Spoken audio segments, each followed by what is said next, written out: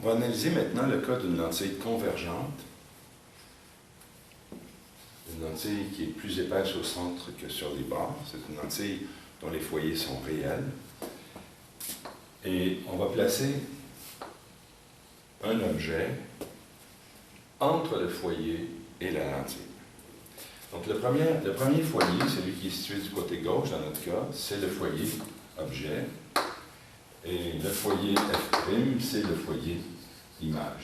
On ne les appelle pas comme ça parce qu'il est nécessaire, il n'est pas nécessaire de mettre l'objet ici et l'image ici. Simplement, c'est le nom qu'on a donné à ces foyers qui sont respectivement du côté de l'objet et du côté de l'image. Mais vous allez voir que ce n'est pas le cas. C'est-à-dire qu'ici, l'image n'est pas du côté du foyer image. Donc, c'est un nom qu'on a donné au foyer, mais il ne faut pas trop prendre ça au pied de la lettre. Alors, la distance focale, dans ce cas-ci, elle est réelle.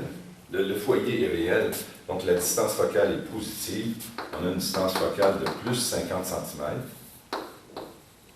Donc, il faut mettre la même distance de l'autre côté, parce qu'une lentille mince a des foyers qui sont toujours symétriques. Toujours. L'objet qu'on va utiliser, ça va être un objet relativement petit, qui va être placé à 30, c'est combien? 30 cm. Donc, l'objet, il est réel.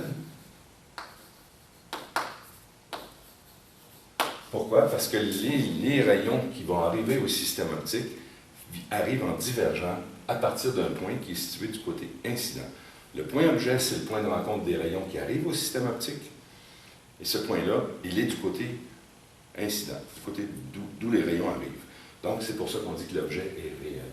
Par conséquent, la distance de l'objet, P, va être égale à quelque chose de positif, plus, j'ai dit combien? 35. 30 cm. Alors, c'est facile à calculer que la distance image, qui est égale à 1 sur F moins 1 sur P, faites attention, je n'ai pas changé les signes de l'équation, j'ai simplement envoyé le P de l'autre côté. Traditionnellement, on peut l'écrire comme ceci, l'équation. Je n'ai pas changé les signes en tant que tel, mais les conventions de signes font en sorte que la distance Q va être négative, comme on va le voir. Alors, le premier rayon principal, celui qui arrive à la lentille parallèlement à l'axe, lui, il traverse la lentille, il n'est pas réfléchi, ce n'est pas un miroir, il traverse la lentille et il le fait en passant par le foyer image. Ça, c'est le rayon numéro 2, disons. Le deuxième rayon, c'est celui qui arrive à la lentille en passant par le foyer objet. Donc là, attention, c'est encore un jeu de mots.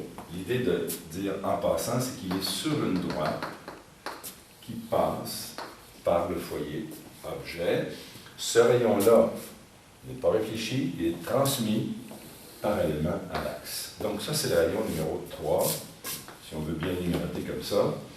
Et le dernier rayon principal, c'est celui qui arrive à la lentille en passant par son sommet. Celui-là n'est carrément pas dévié.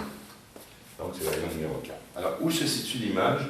Elle se situe au point de rencontre des rayons 2, 3 et 4, qui manifestement n'est pas situé du côté sortant. Le côté sortant est le côté droit, dans ce cas-ci.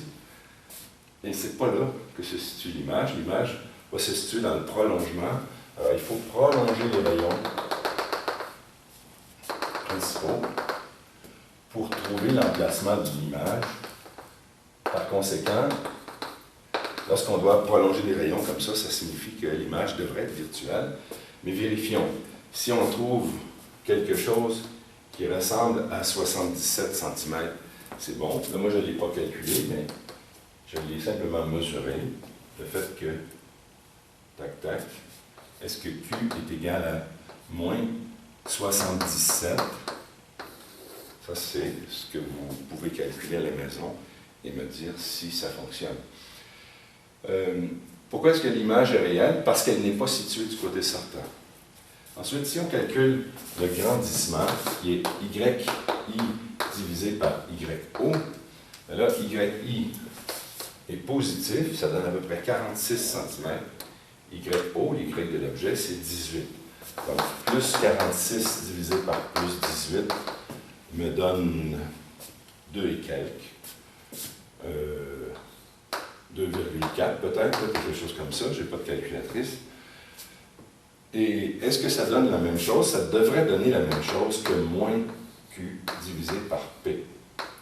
Donc, c'est-à-dire moins Q qui est ici, ça fait moins 77 divisé par P qui est la distance d'ici à là. On avait dit que c'était 30 cm. Ça donne à peu près, ici 2,2, non plus que ça, 2,7, à peu près plus 2,6 disons. Donc là, ici, la différence entre les deux, c'est juste une question de précision. Je n'ai pas de précision, mais normalement, ça devrait donner la même chose.